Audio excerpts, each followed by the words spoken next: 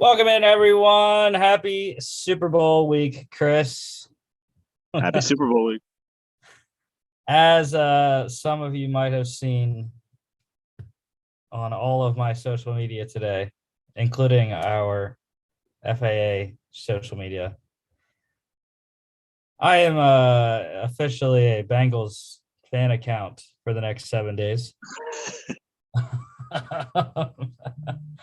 So I don't know if I could jump on that bandwagon. yeah, I have a lot of money to win on Sunday. Yeah, that'll do it for you. For the Bengals. I didn't down yet, but I'm rooting for Stafford. That's my main thing right now. Yeah, so in celebration of Super Bowl week, I have my Super Bowl 55 hat from last year when I was at the Super Bowl. And also, since it's the Olympics going on right now, even though this is a Summer Olympics sport, I do have the women's U.S. championship shirt on from their last Olympic win. In was that 2020? Yeah. So, yeah, go USA. I guess I don't really watch the Olympics too much. Especially the winter ones. I like the summer ones better. Yeah, women's soccer is literally probably the only Olympic sport I watch because we're so good. All right, so it is Super Bowl week, but we had the Reese's Senior Bowl over the weekend on Saturday and the NFL Pro Bowl yesterday. I'm going to go on a rant about that game, like many people did. But starting off here on the Senior Bowl. So the national team, your Jets head coach Ron Middleton for the game got it done 20-10 over the American team of the Detroit Lions. Both teams elevated their assistants to prominent roles in the game. Like I said, I don't know what's Middleton is a tight ends coach, right? Something like that, yeah. Yeah. Yeah, so but he's also the assistant head coach because he took over for Saleh the one game that Saleh had COVID. So, yeah. Yeah, so he was the head coach for the Jets. Assistant head coach and running backs coach Duke Staley was the head coach for the Lions in this game. But yeah, I thought it was pretty good. It was defensive battle. Both defenses were very good. There was barely any running the ball in this game. I mean, actually, I shouldn't say that. I'm thinking more of the Pro Bowl. But the yards were hard to get. Rachaad White and Abram Smith did a good job of getting those yards. TJ Pledger as well. There was that one play that I mentioned before we went on air with Malik Willis too, that long run that he had at the end of the first quarter. Yeah, so once again with these college all-star games, I was annoyed they don't put the defensive statistics on ESPN or at least on the app where I get all my stats from. So just had the interceptions down there, JT Woods from Baylor and Alontae Taylor for Tennessee. But yeah, I decided to put all their school affiliations instead of their teams in case people didn't know. I mean, I knew where all these guys went to. But anyways, I was impressed. Kenny Pickett was very impressive. Perfect 6 of 6, 89 yards and a touchdown. No turnovers. He was very, very good. Is he going to be the number one quarterback off the board? He is on my board. I was talking to someone today about the draft, and I said my top 5 quarterbacks right now are Kenny Pickett at 1, Malik Willis at 2, Matt Corral at 3, Desmond Ridder at 4, and Carson Strong at 5. Solid. And then I chipped in at, if you want a late round flyer, Bailey Zappi will be hanging around in the 4th round. So, Sam Howell probably is number 6 there on the top guys. Mhm. But yeah, I have some notes written down about some guys. A lot of them aren't on the board here because they didn't necessarily get the statistics needed to get on the board. But I guess we'll start off with quarterbacks. So Malik Willis, I have athletic, able to scramble and run effectively. He got a plus from me also because he slides when he runs, which is good to see. Doesn't put himself in harm's way. Throws the ball away when nothing's there, which is also a good sign of a mature quarterback. He keeps his eyes downfield on scrambles. Great pocket awareness and mobility. And then he has I put 2 pluses next to his arm strength because he does probably have the best or the strongest arm in the draft this year. I know Sam Howell is probably his number 1 competitor for that. I think I haven't really paid attention to Howell's arm strength, but so that's my Malik Willis notes anyways. Kenny Pickett, I really didn't write too much. He wasn't on the field for that long. I just wrote quick and accurate throws. That's all I wrote for him. I mean, he's probably the most well-known of all these guys anyway. Like you said, he's your number 1 quarterback, and I'm sure he's a lot of other teams' number 1 quarterback. So there's really not much to say about him because everybody already knows about him. Yeah, the combine's going to be big. Everyone's going to make a big deal about his hand size. They made a big deal about Joe Burrow's hand size in 2020, but Joe Burrow's playing in the freaking Super Bowl this weekend. So hand size definitely does not matter. Mm-hmm. But there will be teams that take Pickett off the board because of his hand size. I can guarantee you that. It's just like, the height thing with Kyler Murray. Mm-hmm. He had the same issues. Some teams just have their parameters, and if you don't fall into them, they take you off the board. For Sam Howell, he had some negatives from me. 6 of 9, not terrible, 67 yards. Rushing ability was very good. But as far as passer, I had inconsistent accuracy. I mean, 66.7% is good, but again, it's only 9 attempts, not a full load. So, but yeah, inconsistent accuracy. He's athletic, very capable and powerful runner. He got up to 17 miles an hour on the speedometer on his touchdown run, which was only like 5 yards. But running laterally out to the edge to get that touchdown was 17 miles an hour. Very quick. Speed up there. Mm-hmm. And then the only other quarterback I wrote notes on was Bailey Zappi. And it was also another negative note. You could see it. He lacks downfield arm strength, especially on a couple of them. He underthrew the guys. And on the pick that he had to JT Woods, he also underthrew the pass, couldn't get it there. So I think that'll be a big knock on him is the arm strength downfield passing game for him. That's why he's a West Coast guy. They ran that air raid at Western Kentucky this season, and it was just quick dink dunk, get it out, let your players run. So other guys here, I guess we'll stay on offense. I have a receiver, kind of right off the bat, wide receiver Bill Melton out of Rutgers. I had a negative and then a positive because the first punt return of the game, he ran back into his own end zone and fielded the punt when it would have been a touchback. Mm-hmm. And that was a big negative. And I understand what Daniel Jeremiah and Charles Davis were saying on the broadcast. Daniel Jeremiah was saying, it's a wasted rep if he lets it go for a touchback. He doesn't get a chance to show his return ability. I get that, but in my mind, as an evaluator, I put that as a negative because it's, if you're gonna showcase that you have punt return ability, which can add to your resume,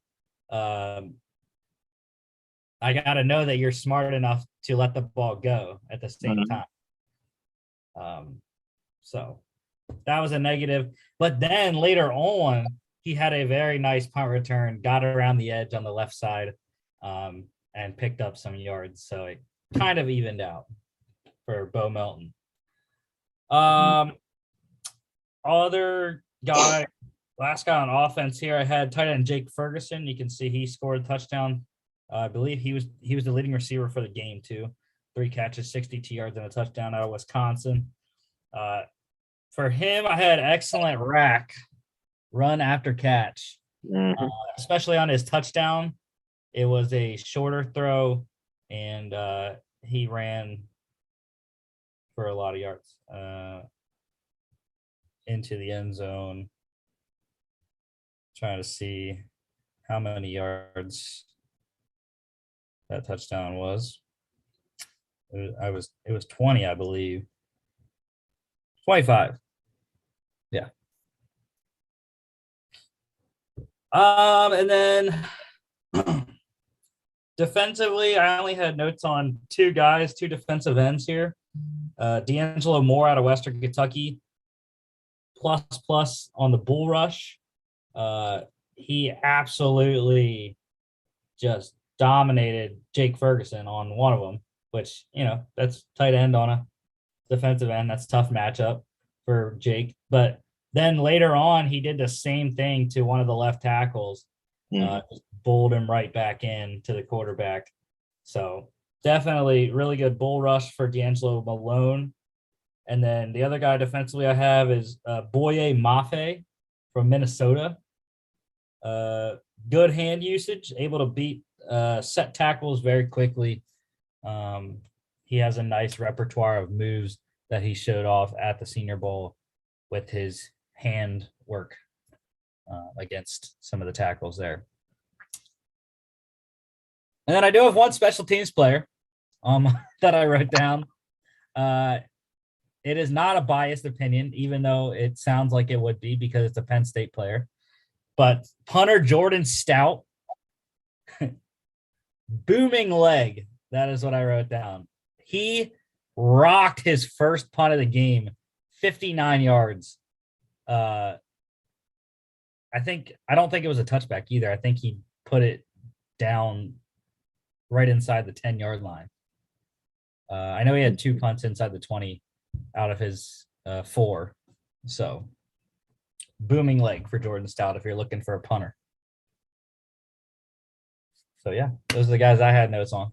Anyways. Hey, punters are people too. As Rich Eisen would say.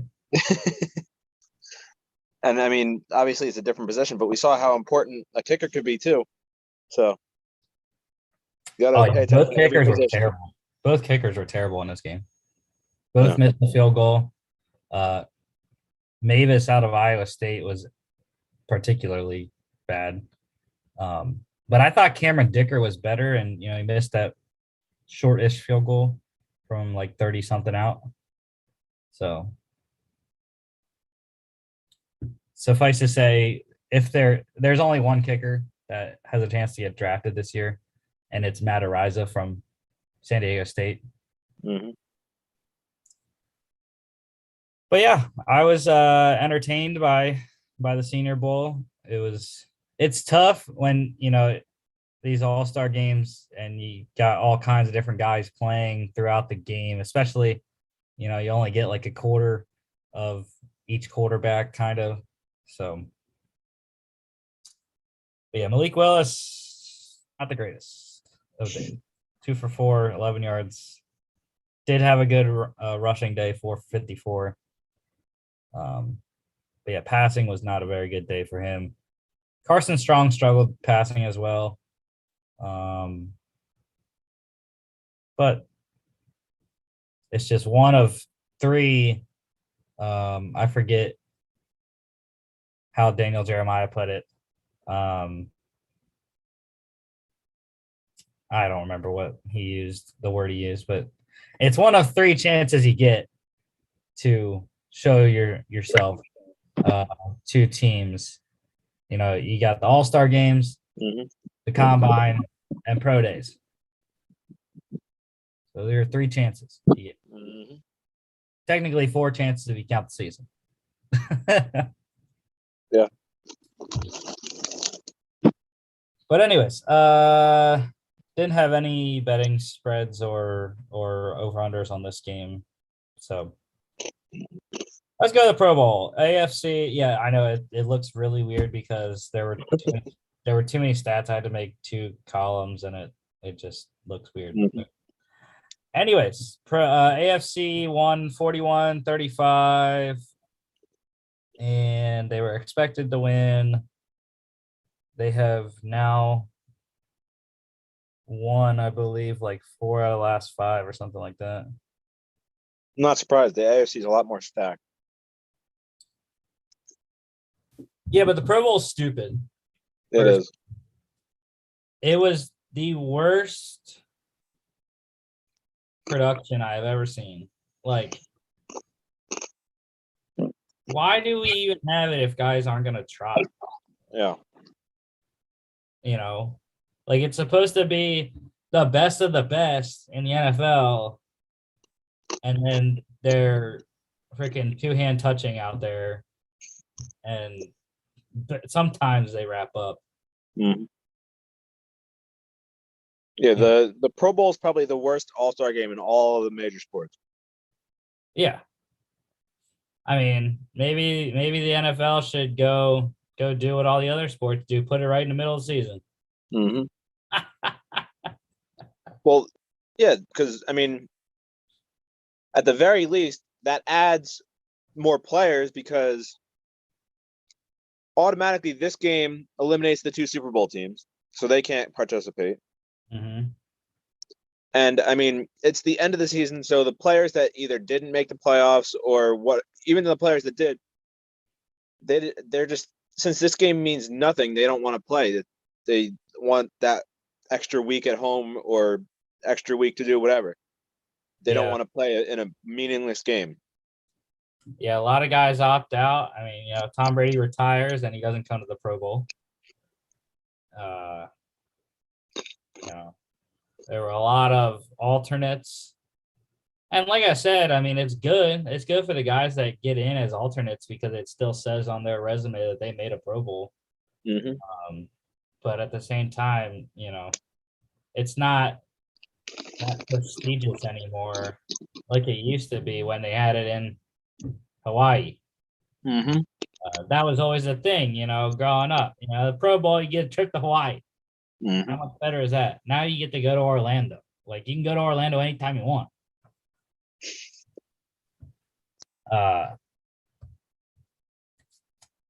But in terms of the game, Kyler Murray threw the most, 18-27, 163 touchdowns. Almost every quarterback threw an interception. Every quarterback did throw an interception, I should say. Russell Wilson threw 2. And Patrick Mahomes was pretty bad. So was Kirk Cousins. He turned it over twice. I don't really think there was any quarterback that was very good. Well, did you actually watch the game or no? Because I didn't. Yes. I mean, I had it on my computer. I had the more important Pebble Beach Pro-Am golf tournament on my TV. Yeah, because no, the only reason I ask is like the whole theme of this is that this game doesn't mean anything, so the players don't really try. But I mean, I've also seen like in the past Pro Bowls, like there was one year I remember Drew Brees tried to kick an extra point. So these players really don't care about their stats or anything in this game. And I'm sure a lot of these guys just threw it, chucked it down the field a couple times, and that's why like every single one of them got an interception. Oh yeah, some of them were just terrible. They just threw it deep and right to the defensive back.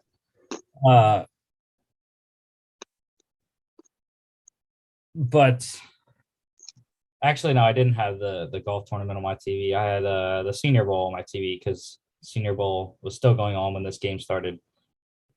Had the golf tournament on my phone. But yeah, this game, there was literally no running. There was no rushing game to speak of. Nick Chubb was the leading runner in the game with 17 yards. And yeah, Mark Andrews scored twice. I was getting a little antsy near the end because I live bet under 90 and a half. Under 90 and a half. That's what it got up to, which is just stupid. But yeah, Hunter Renfrow scored. Justin Jefferson had leading receiver for the NFC. Diggs did it all. Stephon Diggs ran for a touchdown, threw a 15-yard pass, 3 catches, 29 yards. Juszczyk scored. Pitt scored. And the defensive MVP of the game was Max Crosby. He had himself a whale of a day. 5 tackles, 4 solos, 2 sacks, 3 tackles lost, 3 pass deflections, 2 quarterback hits. There were 3 defensive touchdowns in the game, which is also dumb. Darius Leonard had a 45-yard pick six. Antoine Winfield had a 63-yard pick six. And then Myles Garrett had a 22-yard fumble recovery for return for a touchdown off a TJ Watt strip sack. Now, do these players get any incentive for playing in this game or anything? Yes, they each get I think the winners get $500,000 and the losers get $250,000. I mean, obviously for the bigger name players, that's probably not that big a deal. But for the players that may not make as much, that is a big deal. But I don't know. I'm just still trying to think of ways that they could make the Pro Bowl better and make the actual superstars actually play. And then this year they made it so certain achievements in the game, you got so much money went to your charity of choice. So like the offensive and defensive MVPs, defensive touchdowns, you got money for. I forget longest field goal, which I think there was one. No, there wasn't any field goals. So that didn't work. No, but like, I mean, I'm just thinking about like for like the baseball All-Star game, they gave the MVP a car and they give them the choice of like one year they were sponsored by Chevy. They gave them the choice of the truck or like a Camaro. Like if they did something like that, I feel like the players would want it more. Yeah, the overall MVP gets a car. But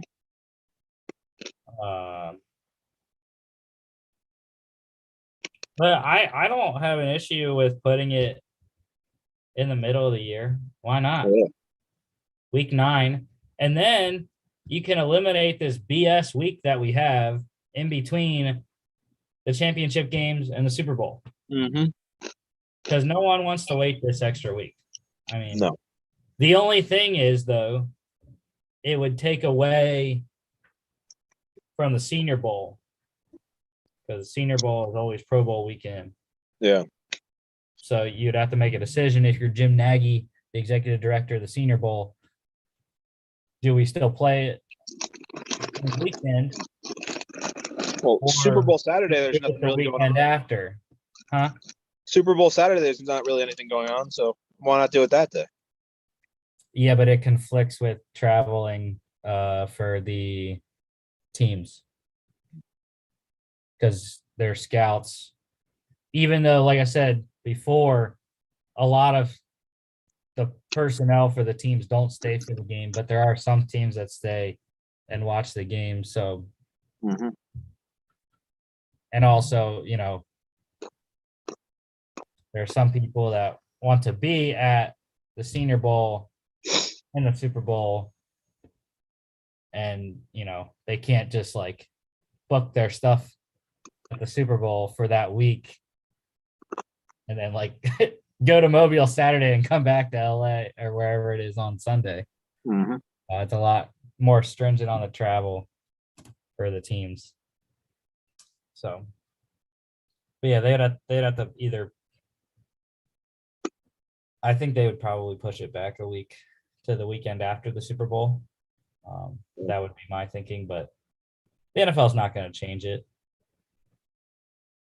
What incentive does the league have to change it?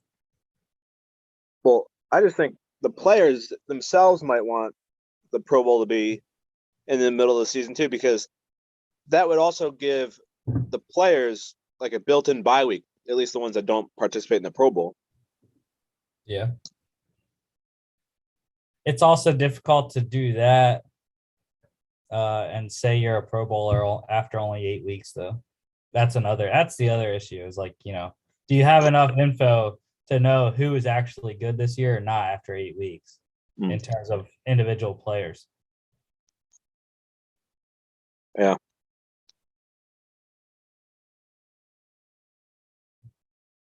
Yeah. So I don't know.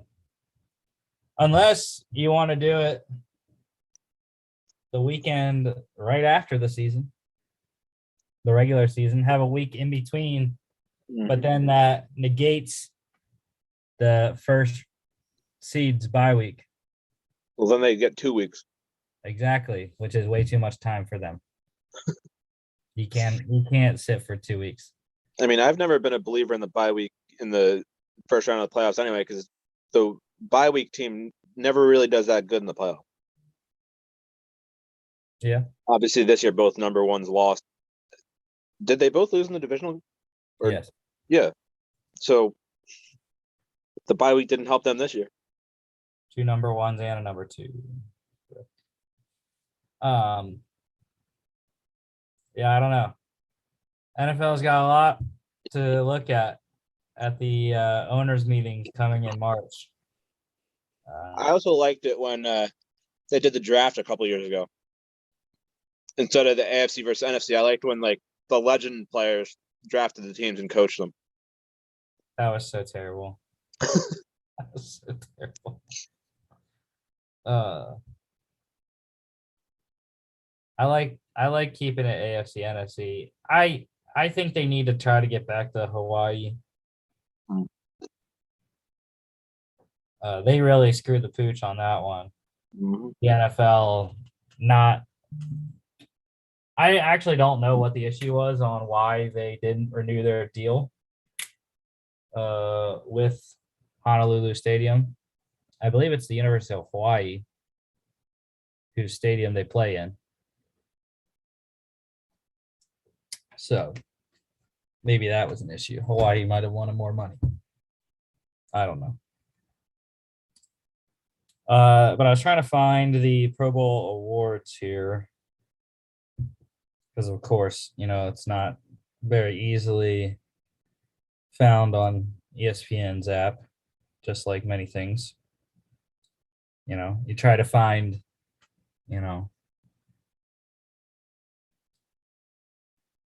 Hungarian soccer, and I can't find it, Chris, on their app, Yeah. So Justin Herbert won the offensive MVP. 7 of 11, 98 yards, 2 touchdowns, and a pick. That gets you offensive MVP, apparently.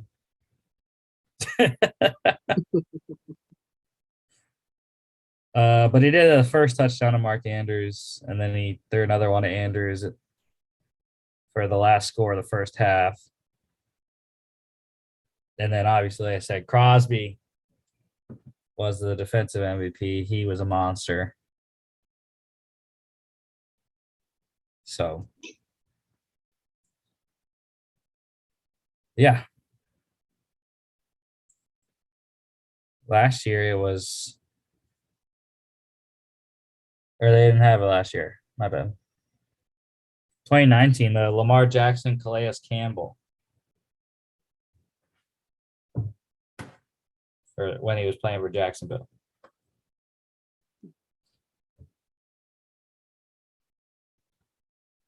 All right. So the AFC covered -2 and over 64.5 hit.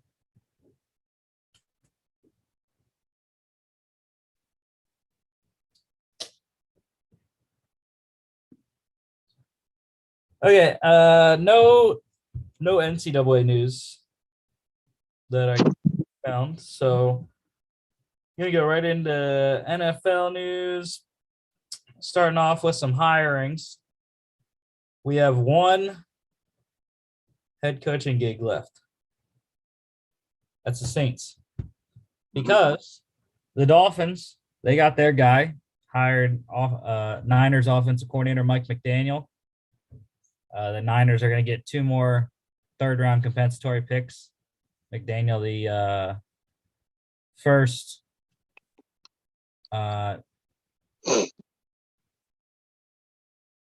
minority coach hired this cycle.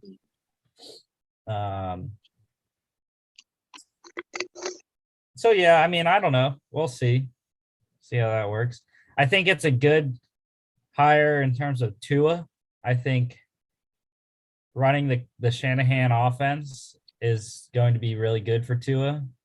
Play action and zone run scheme. Let us see if they continue their committee approach in the backfield, because that seems like a Shanahan kind of staple too. Is to do that, but unless do you think that this hire now makes the Dolphins a destination for Jimmy G? Maybe. I don't know. I'm not high on Jimmy G in terms of neither am I, but I mean, trading. It's his system that he's in now, so that's what I'm saying. It all depends, I guess, on how much the new coach, I can't think of his name, how much he likes Jimmy G. Yeah, well, I mean, when you look at the two teams, they're very comparable. I mean, he'd come into a situation that's similar in terms of how the team is set up. The Dolphins' defense is very good and can hold it down. They just need some offensive linemen and some upgrades possibly at the skill positions. Offense and especially running back. Yeah.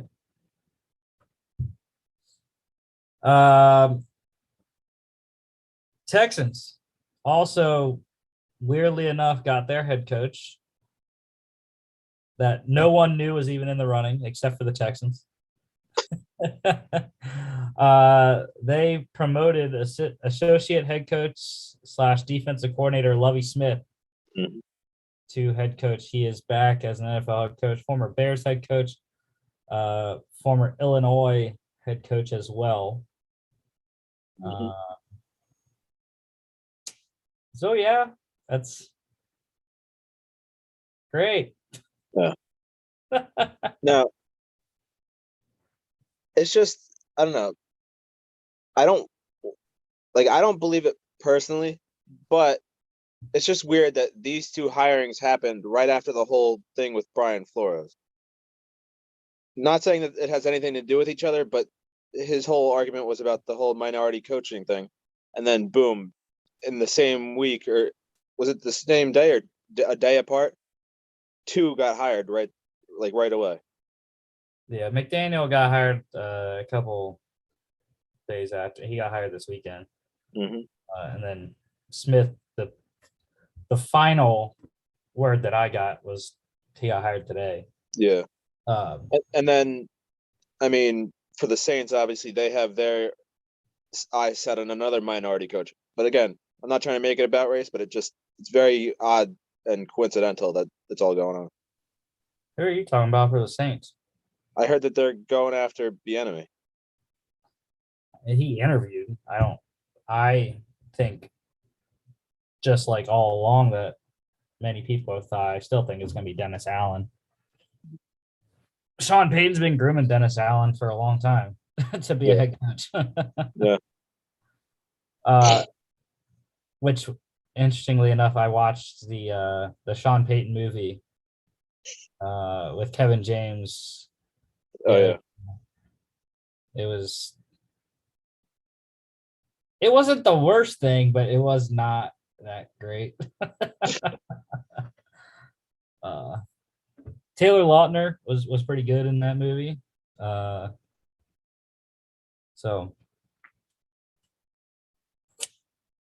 yeah, Lovie is expected to keep Pep Hamilton on as offensive coordinator. I know he was garnering some interest. He had some head coach interviews, well-respected quarterbacks coach and offensive coordinator throughout the league. So he's going to keep him on, which I think that's very good that he's keeping Pep on, because it's going to give Davis Mills continuity in the offensive system going into his second year, which I love. I love Davis Mills, man. I think they have their quarterback of the future. He just needs help around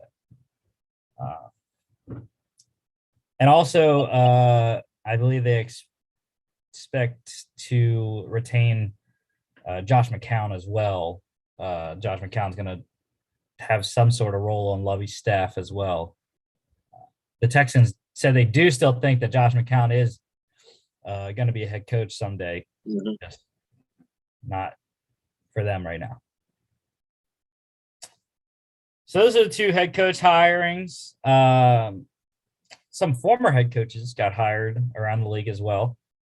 The Niners, they hired former Chargers head coach Anthony Lynn as assistant head coach. I don't know if he has any other titles. It was just reported that he got hired as the assistant head coach, so I don't know what else he's going to do. Because if you don't have a slash after the assistant head coach, I don't really know what you do. Yeah. So, I would assume he's going to be in the running for offensive coordinator as well, Mm-hmm. considering they need one now. But if not, he's a running backs coach by trade. So that could be a possibility as well. I don't know. I haven't heard anything on who the Niners are going to go after for their OC yet. Mm-hmm. So they usually like to promote from within, though, like they did with McDaniel and like they did with D'Amico Ryan. Mm-hmm. So I'd have to look on their staff page to see who they have in terms of promotions. Defensive coordinators here getting hired. Colts, they got a big name. They hired former Jaguars head coach Gus Bradley as their defense coordinator. Fantastic get for Frank Reich and co. in Indy. Mm-hmm. Big fan of Gus Bradley, just not as a head coach. Yeah, I was gonna say he's not a head coach.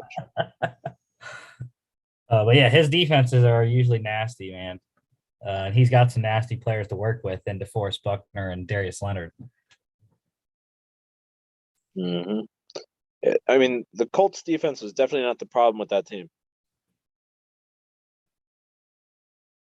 Okay, Just- your Carson Wentz diss for the day. Go after it. Just saying, the defense was not the reason that they were bad. The Raiders, Josh McDaniels gets his defensive coordinator, and it was a massive get going over the East Coast and snatching Patrick Graham from the Giants. I always think about, why someone would change teams to be the same exact position. Obviously the number one factor you think of is money.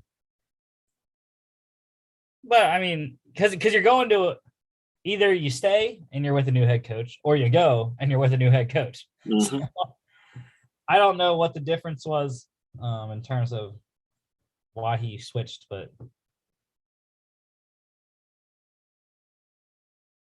I mean, there's probably a lot of like outside factors, like maybe it's closer to his family or something like that. I don't know.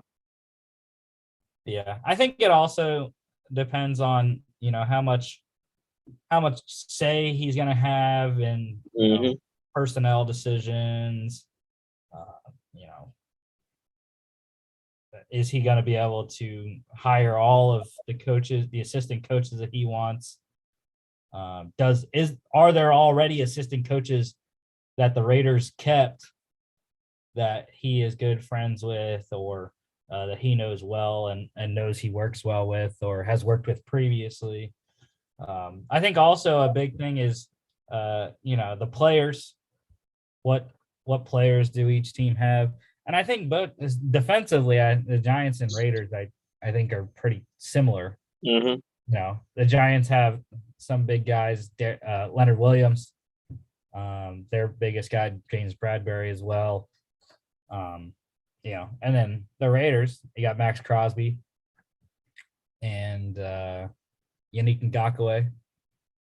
So I don't know. But yeah, really good get for Josh McDaniels. I'm not sure how long Patrick Graham is going to last in Vegas, because he's probably going to be hired next year as a head coach. So considering how in demand he was this year, he got, I think, 3 interviews this year. Mm-hmm. Steelers, they have their new defensive coordinator after Keith Butler retired. They promoted secondary coach Terrell Austin, the former Lions defensive coordinator. I was excited about that. Continuity again within the system. Gonna keep running essentially Keith Butler's system, because it's kind of mandatory you run the same system in Pittsburgh. If you veer off the path from the Dick LeBeau scheme, you're gone. you don't get to stay. But yeah, I think Terrell Austin is a good promotion for the Steelers. And I really didn't have any other. I mean, I hadn't really thought about it, who I actually wanted for the Steelers to get as their defense coordinator. I was more focused on who they were going to hire as their new GM. But yeah, they've done a good job promoting Matt Canada last year, and now promoting Terrell Austin. Mm-hmm. Special teams coordinator hires. The Bears, they hired 49er special teams coordinator Richard Hightower to the same position again. It's, what's the difference? You're going from that one, you're going from a good team to a bad team, in terms of overall productivity. So, and also you're going from Robbie Gould to Eddie Pinheiro, I believe. Is that the Bears kicker? Eddie Pinheiro? They've had like 10,000 in the last 4 years. So no, Pinheiro's with the Jets now, I think. Again, I have no clue. Like I said, the Bears, go through kickers like I don't have an analogy right now. I can't think of one right off my head. There is no analogy for how bad the Bears do with the kicker.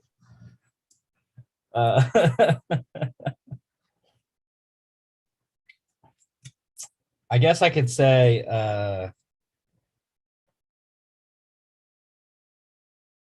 the Bears go through kickers like Matthew Stafford went through offensive coordinators in Detroit. I don't know. Yeah. I was gonna originally tie in something with underwear, but I felt like that didn't work out. And also the Packers. I heard the jubilation here in Milwaukee when this was announced. The Packers have a new special teams coordinator. It is former Raiders interim head coach Rich Bisaccia, which is a massive, massive get for Matt LaFleur and the Packers. Really great special teams coordinator Rich Bisaccia is. Helped groom Daniel Carlson and Pro Bowler AJ Cole, their punter this year.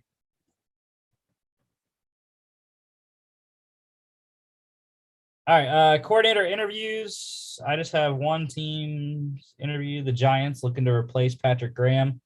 Brian Daboll there, and new GM Joe Shane as well. coming over from Buffalo. They are interviewing 3 really big names. Former Ravens defensive coordinator Wink Martindale. Please don't go to New York, Wink. I don't need you playing against the Eagles. That'd be fantastic. Especially because he knows how to play against a running quarterback when they're practicing against Lamar Jackson every day. Mm-hmm. Please no. Former Bears defensive coordinator Sean Desai had a top 10 defense in Chicago with the Bears.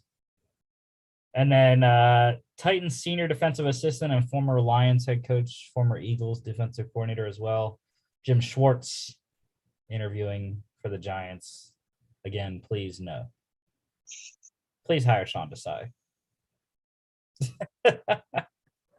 He is the one that I'm least scared of, even though all 3 have had top 10 defenses in their defensive coordinator coaching careers. I don't know. I'd really not want Jim Schwartz to come on a revenge tour against the Eagles. I mean, I don't think he was ever that good of a coach anyway. At least definitely not a head coach. He's another one. He was our defensive coordinator when we won the Super Bowl. That's what I'm saying. He's definitely better suited for the coordinator role.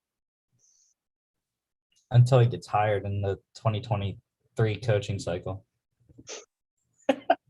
I mean, then again, he did get a bad opportunity with the Lions. So. Yeah. All right, and then just one last nugget here. Saints running back Alvin Kamara had himself a whale of a time in Vegas after the Pro Bowl, coming off a Pro Bowl loss. I don't know if he was mad about it or something, but he was arrested in Vegas after the Pro Bowl on a battery charge, booked $5,000 bail set. Was going to have a hearing this week. So he has not left Vegas yet because he was detained. But yeah, Alvin Kamara, Saints' best player. There you go. He's not gonna get suspended, I don't think, probably. But I hope not. He's the only thing that the Saints have. The Saints are already looking at a bad few seasons coming up. So losing him would just make it even worse. But why though? They have an offensive line. They have a defense. Yeah, well, they're missing the most important piece. I honestly think if they re-sign Winston, I think there's a chance he actually has a good season. But they got to figure out cap hell first. He's coming off a torn ACL though. That's true too. I don't know. But yeah, 5-2 before he got hurt. So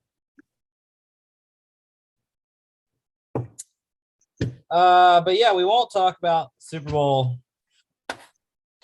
too much right now. We are, though, going to talk about our show on Friday because it's going to be a massive show. We got some amazing guests coming on. We have Alex from the Full Slate podcast, and we also have I don't have his name, his actual name, but the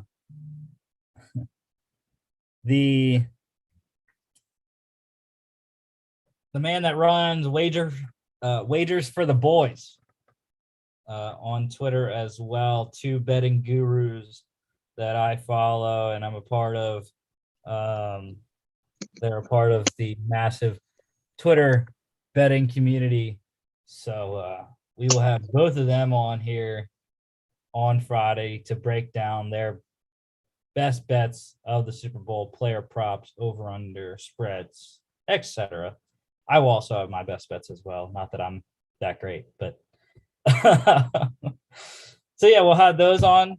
Hopefully we'll have the full crew on here as well. If Mark, and you, if you're not doing anything, Chris, on Friday.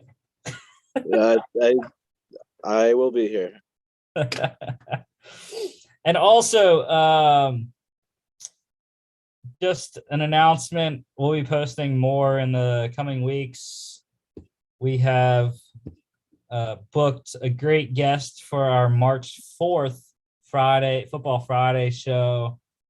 She is the NIL coordinator at San Diego State.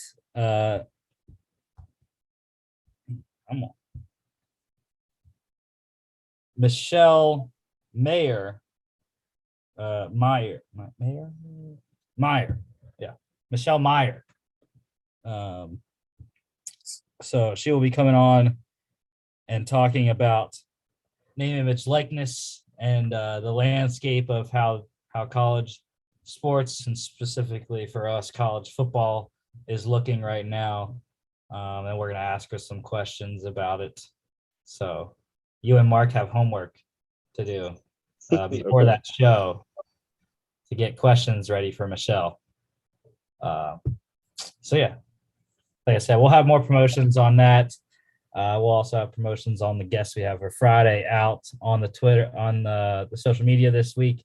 And speaking of that social media, don't forget to follow us there at FAA Podcast on Instagram and Twitter. FAApodcast.com is our website. You can check us out here on YouTube, Facebook, Spotify, Apple Podcasts, iHeartRadio, everywhere you get your podcasts. Thank you, Chris. And we will see you for Football Friday Super Bowl edition. I look forward.